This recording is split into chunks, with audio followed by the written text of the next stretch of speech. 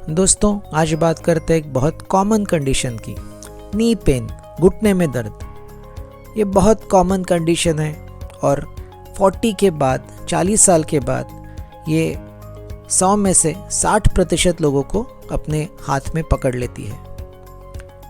95% हमें ऑस्टियोआर्थराइटिस यानी घुटने में डिजेनरेटिव चेंजेस होने के कारण ये बीमारी होती है। कई लोगों की हड्डियाँ थोड़ी कमज़ोर होती है, कुछ लोगों की कुर्चा कार्टिलेज थोड़ी सी डिजेनरेट हो जाती है।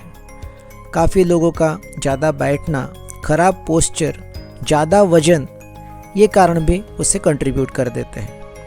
घुटने जब दर्द करने लगते हैं तो हमारा चलना भी कम होता है, हमारा मेटाबॉलिज्म भी बिगड़ जाता है। कई लोग व्हील चेयर पर भी घुटने दर्द के लिए चले जाते हैं।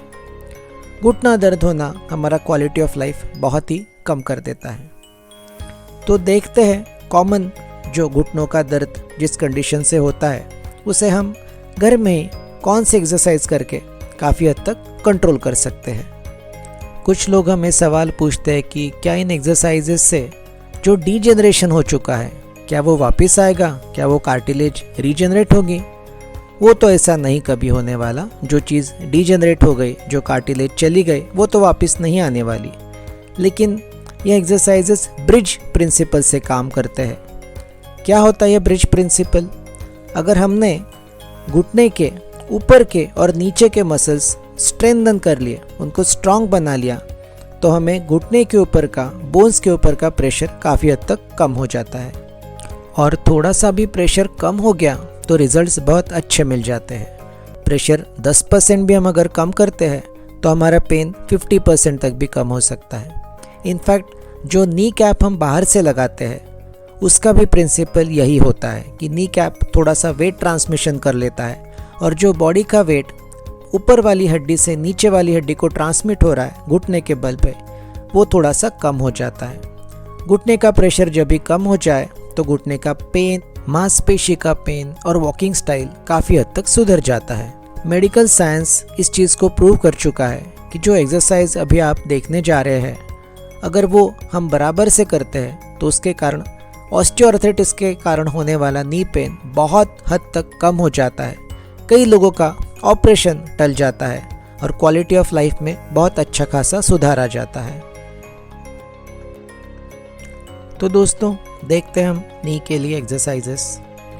इस एक्सरसाइज में मैंने फोम रोल का इस्तेमाल किया है, लेकिन हम कोई तकिया, कोई टॉवेल का रोल भी रख सकते हैं।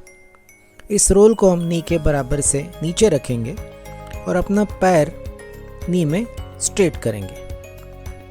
इससे थाई के मसल्स को अच्छा खासा एक्सरसाइज मिल जाता है और हमें थोड़ा सा रेजिस्टेंस भी मिल जाता है। दोनों साइड पर 15 से 20 कॉन्ट्रैक्शंस हमें करने हैं और थोड़ा सा प्रेशर लगा के करने हैं, जैसे कि हमारे मांसपेशियों को, क्वाड्रिसेप्स के, थाई मसल्स के मांसपेशियों को अच्छा खासा एक्सरसाइज मिल जाए।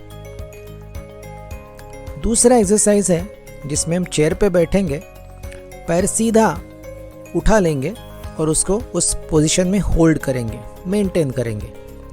शुरुआत हम 5-10 सेकंड से कर सकते हैं, धीरे धीरे बढ़ा के हम 30 सेकंड तक उसको होल्ड करेंगे। दोनों साइड पर ये ऑफ कोर्स करना है। ये एक्सरसाइज भी हमारे थाई मसल्स को काफ़ी स्ट्रांग बना देता है, क्वाड्रिसेप्स मसल को काफ़ी स्ट्रांग बना देता है और नी का जो फ्रिक्शन होता है, नी के ऊपर जो प्रेशर होता है, वो काफ़ी हद तक कम कर सकता है। ये हम दोनों पैर पे 3-3 बार भी रिपीट कर सकते हैं, उससे बहुत अच्छे रिजल्ट्स हमें मिल जाते हैं। जिन लोगों को यह एक्सरसाइज बहुत आसान लगता है उनके लिए थोड़ा रेजिस्टेंस ऐड करने के लिए हम एंकल वेट लगा सकते हैं या पैर से कोई बैग या कोई वजन भी उठा ले सकते हैं। अगला एक्सरसाइज दिखने में काफ़ी आसान दिखता है, लेकिन वो नी के आजू बाजू के मांसपेशियों को बहुत स्ट्रांग कर देता है।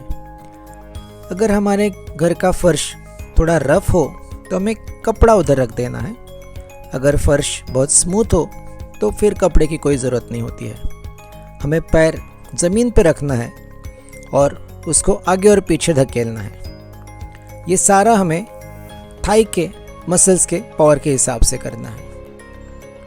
और अगले एक्सरसाइज में हम या तो फोम रोल या तो कोई डब्बा लेके उसको नीचे प्रेस करते हैं, जैसे गाड़ी का हम एक्सीलरेटर प्रेस करते हो, यहाँ भी हमें पूरा ध्यान क्वाड्रिसेप्स मसल को देना है। जैसे मेरा हाथ मैंने अपने थाई मसल्स पे रखा है और मैं इसे फील कर रहा हूँ कि वो बराबर से कॉन्ट्रैक्ट हो रहे हैं कि नहीं, बराबर से एक्ट हो रहे हैं कि नहीं। जितना थाई मसल ज़्यादा कॉन्ट्रैक्ट हो उतना एक्सरसाइज अच्छा हो।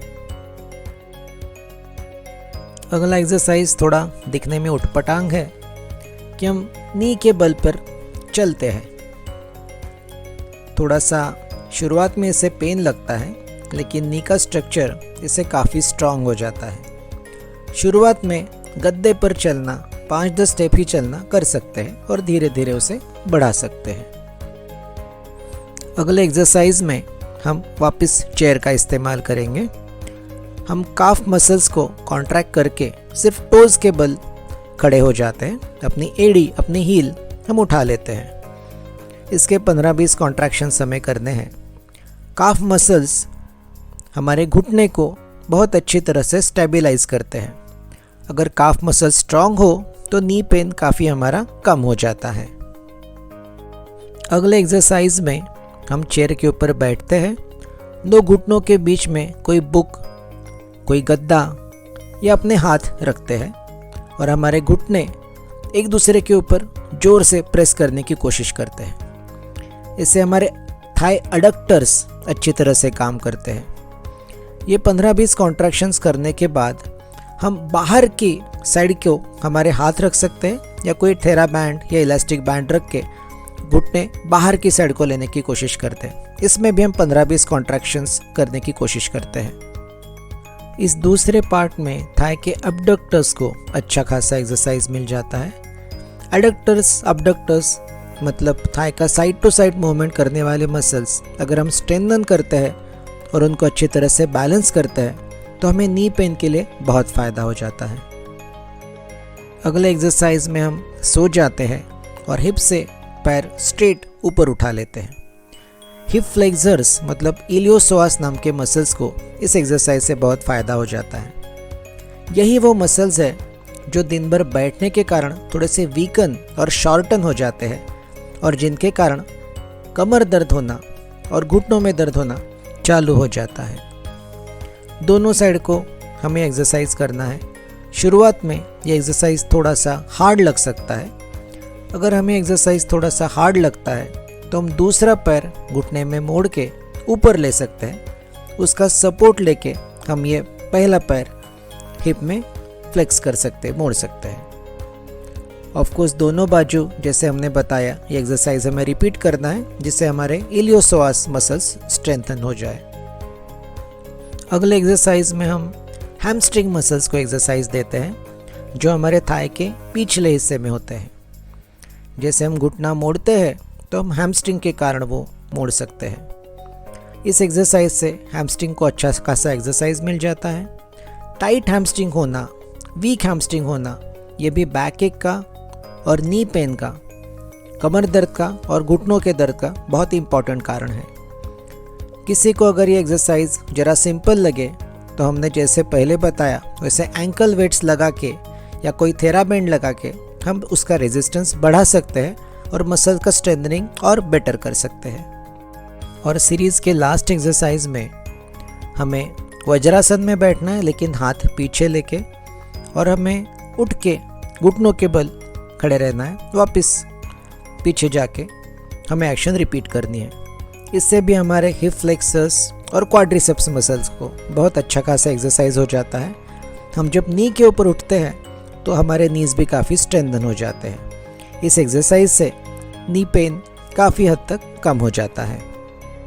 तो दोस्तों ये थी हमारी नी एक्सरसाइज की सीरीज़ और हमने जैसे बताया कि जो commonest reason of knee pain है जिसको ऑस्टियोआर्थराइटिस बोलते हैं कि हमारी कुर्चा कार्टिलेज की गद्दी थोड़ी सी कमज़ोर हो जाती और 2 हड्डियों में फ्रिक्शन होने लगता है और उसी के कारण ज़्यादातर नी पेन हमें मैनिफेस्ट होता है।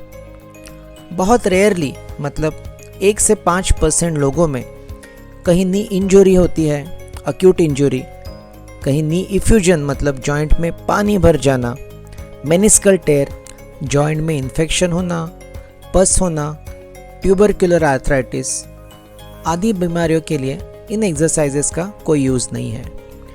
इन एक्सरसाइजेस को हमें सिर्फ जो कोल्ड डिजेनरेटिव जॉइंट पेन की कंडीशन है उसे में यूज़ करना है। जो हमने रेयर डिसऑर्डर्स बताई उसके लिए हमें पहले कुछ इन्वेस्टिगेशंस करके, जैसे एक्सरे, एमआरआई या बाकी कुछ टेस्ट्स करके डिसाइड करना पड़ता है कि ये कोई अक्यूट कंडीशन तो नहीं है, कोई इन्फ्लेमेटरी इन्फेक्टिव कंडीशन तो नहीं है। एक बार हमने वो रूल आउट कर दिया और हमने ऑस्टियोआर्थराइटिस का डायग्नोसिस कर लिया, तो फिर इन एक्सरसाइज से हमें बहुत अच्छा खासा फ़ायदा हो सकता है। तो दोस्तों, इन एक्सरसाइजेस को चालू करने के पहले अपने डॉक्टर का, अपने फिजियोथेरेपिस्ट का सलाह ज़रूर ले लीजिए। हम ऐसी आशा करते हैं कि प्रॉपर एडवाइस के बाद और प्रॉपर डायग्नोसिस के बाद आपको इन एक्सरसाइज से बहुत फ़ायदा हो जाएगा और आपके नीज़ हमेशा स्वस्थ और हेल्दी रहेंगे। आपको हमारा वीडियो कैसा लगा ये ज़रूर हमें कमेंट सेक्शन में लिखकर बता दीजिए और ज़रूर लाइक, शेयर और सब्सक्राइब करना ना भूलिए। बहुत बहुत धन्यवाद।